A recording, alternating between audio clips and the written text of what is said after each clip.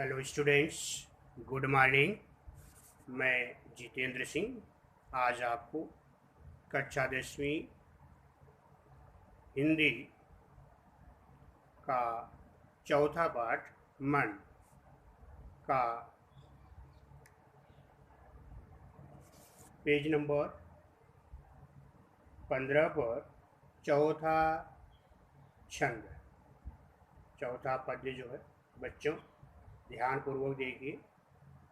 इसके पहले लेक्चर में 3 पद्य हो चुके थे, अभी चौथा है। देखिए, रंग बिरंगे रंग संग लेकर आया फागुन। तो यहाँ पर कवि जो है कह रहा है,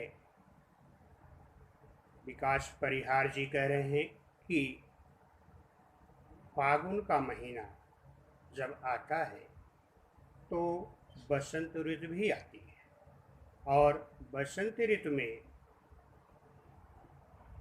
विभिन्न तरह के फूल खिलाते हैं, मौसम सुहावना हो जाता है, रंग बिरंगा वातावरण हो जाता है और विभिन्न प्रकार से रंगों से परिपूर्ण पृथ्वी अत्यधिक सुंदर लगती है। तो ऐसे समय में सब लोग ऐसी सुंदरता का आनंद लेते हैं।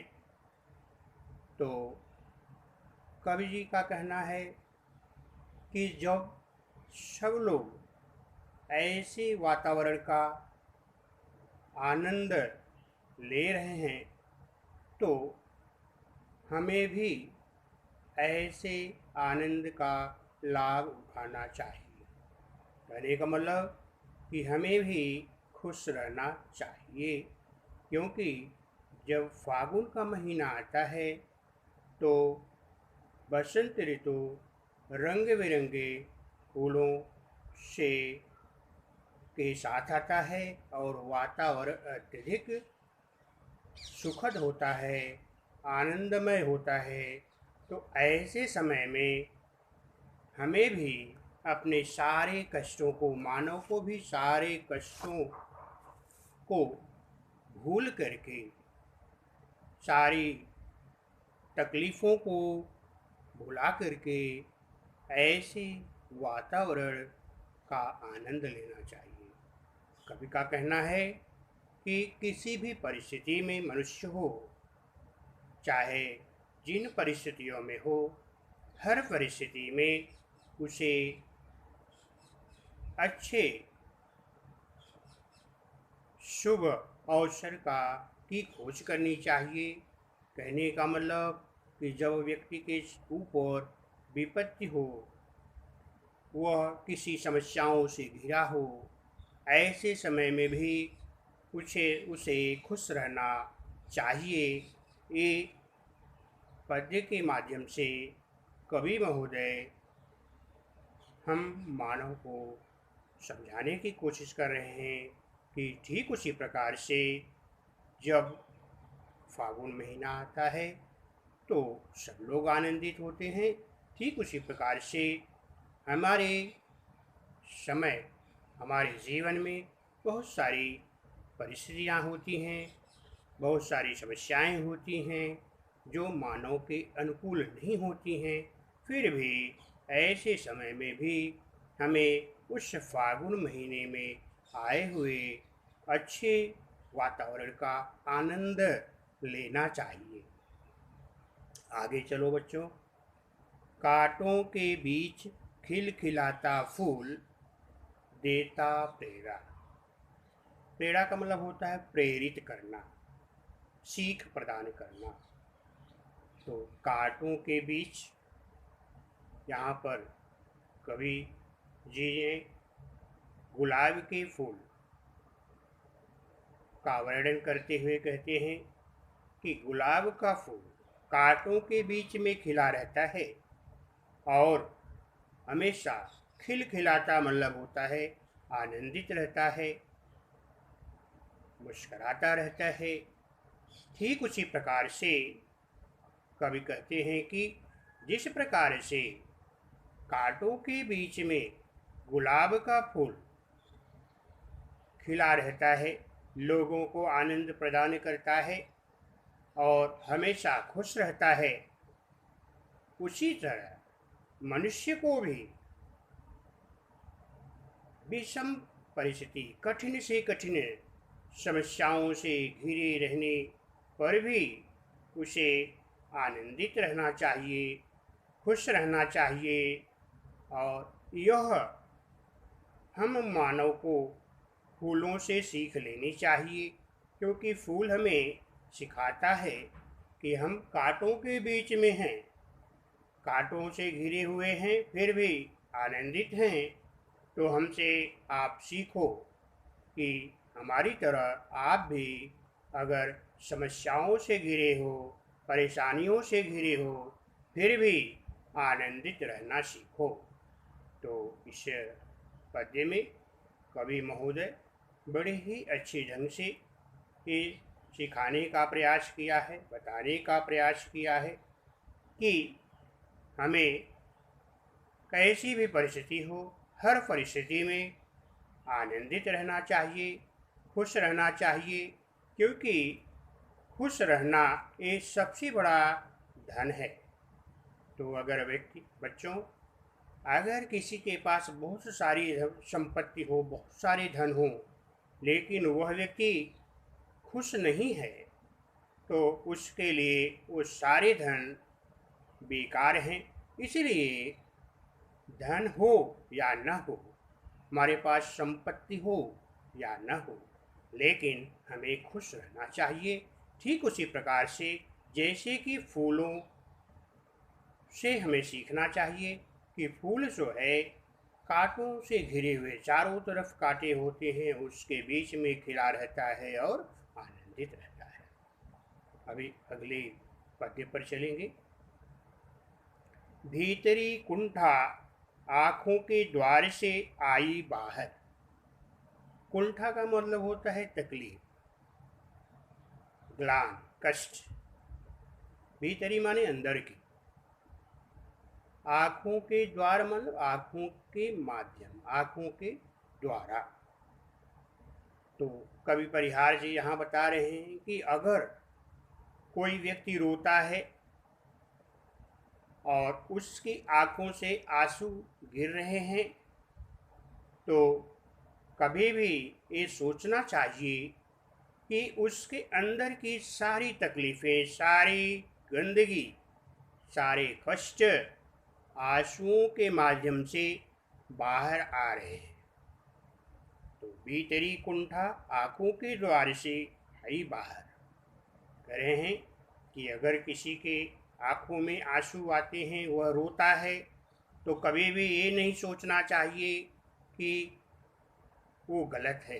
कहने का मतलब कि उसके अंदर की सारे कष्ट आंसू बन करके बाहर आ रहे हैं और इसमें कोई गलत बात नहीं है। तो जब व्यक्ति कोई रोता है तो उसके सारे कष्ट, सारी ग्लानियाँ, सारी तकलीफ़ें आंसुओं के माध्यम से पिघल करके बाहर आते हैं। आगे देखिए, खारे जल से धुल गए विषाद मन पावन। यहाँ पर कवि महोदय खारा जल, खारा समुद्र का जल जो है खारा होता है। विषाद मतलब तकलीफ, मन माने मन, पावन माने पवित्र। यहाँ पर उन्होंने बताया है कवि महोदय ने कि जब वर्षा होती है तो वर्षा का पानी, खारे पानी, समुद्र के पानी का वाष्पीकरण होता है तो वर्षा होती है। तो यहाँ पर परिहार जी कह रहे हैं कि जब कोई रोता है तो उसके आंखों से जो आंसू गिर रहे हैं वो उसी तरह से हैं जिस तरह से वर्षा का पानी हो। और वर्षा का पानी, जब वर्षा होती है बारिश होती है और वो खारा पानी वर्षा की बूंद के रूप में पृथ्वी पर आता है। ठीक उसी प्रकार से जब व्यक्ति रोता है तो उसके अंदर के सारे विषाद, सारी तकलीफ, सारे कष्ट, सारी गंदगी धुल करके धुल करके वो उस तरह से बाहर आती हैं जैसे कि वर्षा का पानी बरस रहा हो। आगे देखो बच्चों, मृत्यु को जीना जीवन विष पीना है जीविषा। मृत्यु माने मरना, जीना माने जीने से है यहाँ पर, विष माने विषैला, जहरीला, और जिजीविषा का मतलब होता है जीने की इच्छा, जीने की अभिलाषा। यहाँ पर कवि कह रहे हैं कि व्यक्ति के जीवन में विभिन्न तरह की तकलीफ़ें होती हैं, कष्ट होते हैं, मुसीबतें होती हैं। उन मुसीबतों के साथ जो व्यक्ति जीवित रहता है, कहने का मतलब अपने मार्ग पर आगे बढ़ता रहता है, तो ऐसा ही व्यक्ति, ऐसा ही जीवन जीना ही जिजीविषा है। जिजीविषा मतलब जीने की इच्छा है, जीने की अभिलाषा है। यहाँ परिहार जी बड़े अच्छे ढंग से बताने का प्रयास कर रहे हैं कि जीने की इच्छा, जीने की अभिलाषा, हमें जीवन हम क्यों जीते हैं, इसका मुख्य उद्देश्य क्या है कि हमें अपने मार्ग पर जिन भी तकलीफ़ें, जो भी सारी तकलीफ़ें हैं, कष्ट हैं, मुसीबतें हैं, विषम परिस्थितियां हैं, उन विषम परिस्थितियों के साथ उनको झेलते हुए हमें आगे अपने जीवन में मार्ग पर चलते रहना चाहिए। अगर हम ऐसा करते हैं तो सही माने में हम जीने की इच्छा रखते हैं। बच्चों आगे देखिए, मन की पीड़ा छाई बन बादल बरसी आँखें।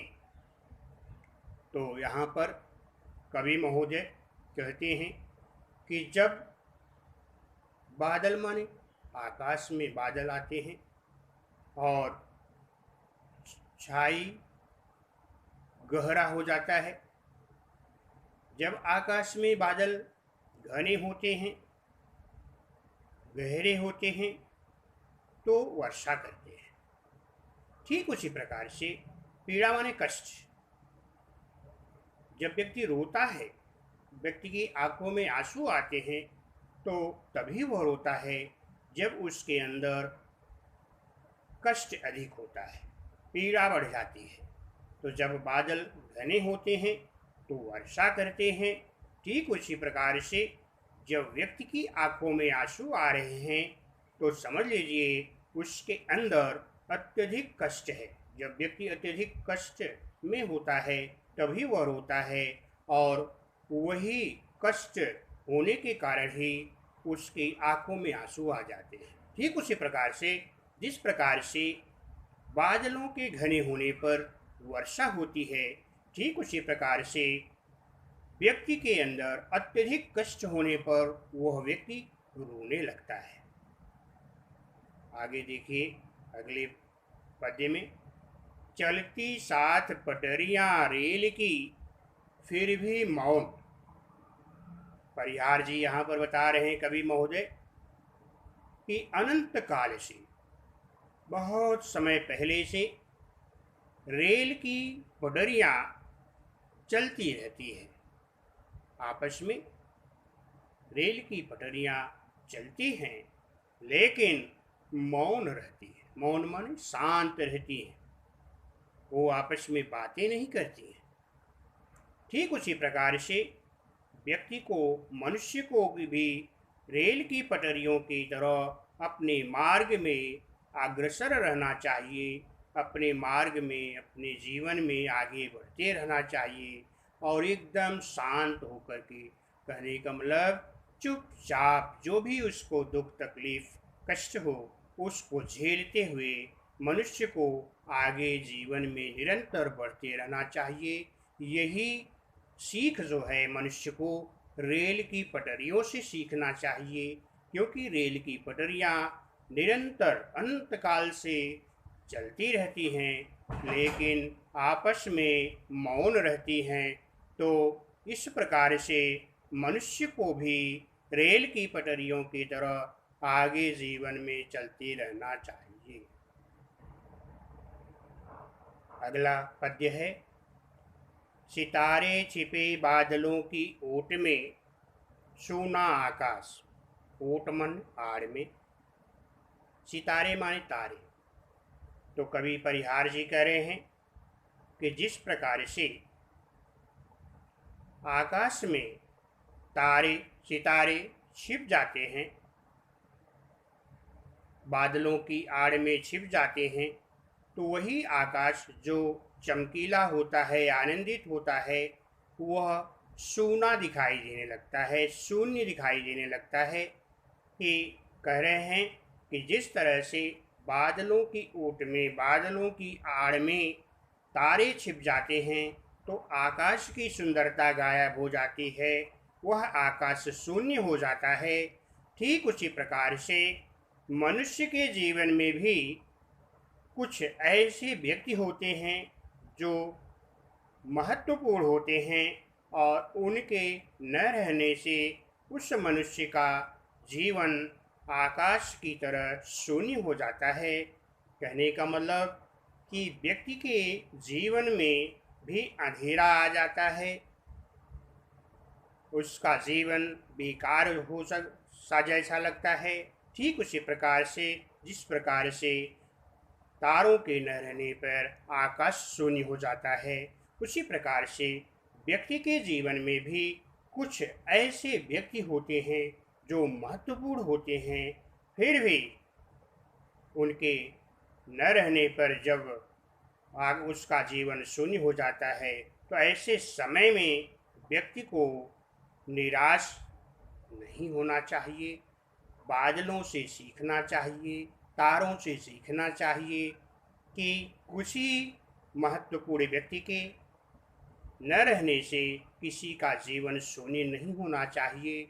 ठीक उसी तरह से जैसे कि तारों के छिप जाने से आकाश शून्य हो जाता है, लेकिन आकाश की गतिविधियां नहीं रुकती हैं, उसी तरह से मनुष्य को भी उसके जीवन में बहुत सारे लोग ऐसे होते हैं जो बहुत ही उसके जीवन में अहम भूमिका निभाते हैं, महत्वपूर्ण होते हैं। ऐसे व्यक्ति के न रहने से उसका जीवन बेकार, निरर्थक नहीं हो जाता है, उसे भी अपना कार्य पहले की तरह करना चाहिए। आगे देखो बच्चों, अगले पद्य में, तुमने दिए जिन गीतों को स्वर हुए अमर। कवि परिहार जी कह रहे हैं कि कवि जो है कविता देता है, कविता लिखता है, कविता बनाता है, गीत का रूप उसको देता है। तो जो स्वर बना करके, जिस स्वर के रूप में वह कविता लिखता है, कविता बनाता है, वो कविता उसके अमर हो जाती है। कवि रहे या न रहे, उसकी कविता हमेशा अमर हो जाती है। तो उसी तरह से वह कविता जब अमर हो जाती है तो लोगों को, मनुष्य को, समाज को हमेशा परिवर्तित करती रहती है। तो कवि कह रहे हैं कि कवि अपने गीत को, अपने स्वर को गीत के रूप में, कविता के रूप में जब देता है तो उसके वो स्वर अमर हो जाते हैं और हमेशा समाज को अच्छी दिशाओं में परिवर्तित करने का प्रयास करती रहती हैं। ठीक उसी प्रकार से व्यक्ति को भी होना चाहिए कि वो रहे या न रहे, लेकिन उसके कार्य कवि की कविता की तरह हमेशा समाज को परिवर्तितशील करती रहे, समाज को सही दिशा दिखाती रहे। अभी अगली पद्य पे चलेंगे बच्चों। सागर में भी रहकर मछली प्यासी ही रही। बहुत बड़ी चीज है बच्चों। सागर माने समुद्र। समुद्र में अथाह जल होता है जिसका कि कोई पता नहीं लगा सकता कि कितना जल है, लेकिन उस समुद्र में रहने वाली मछली की प्यासे नहीं बुझती है। क्यों? क्योंकि वो पानी खारा होता है। खारा होने से वो पानी उसके लिए बेकार होता है और वह हमेशा प्यासी ही रहती है। उसको हमेशा मीठे जल की तलाश रहती है। तो यहाँ पर कवि बता रहे हैं कि जिस प्रकार से अथाह सागर में बहुत पानी निरर अथाह जल होने के साथ साथ मछली प्यासी रह जाती है, ठीक उसी प्रकार से समाज में बहुत सारे लोग ऐसे हैं जो इतने सामर्थ्यवान हैं, शक्तिशाली हैं, धनी हैं और जो कि समाज में कुछ कर सकते हैं, लेकिन अगर ऐसे व्यक्ति अगर समाज में कुछ नहीं करते, समाज के लिए कुछ नहीं करते, दूसरों की मदद नहीं करते हैं, तो उनका जो वैल्यू है, उनकी जो मूल्य है, उसी सागर के पानी की तरह है और वो बेकार है। तो व्यक्ति को अगर का सामर्थ्य है तो उसे जो है दूसरों की मदद करनी चाहिए। इस पद्य से ये सीख बता रहे हैं। तो बच्चों, ये पाठ यहाँ पर समाप्त होता है। बस आज के लिए इतना।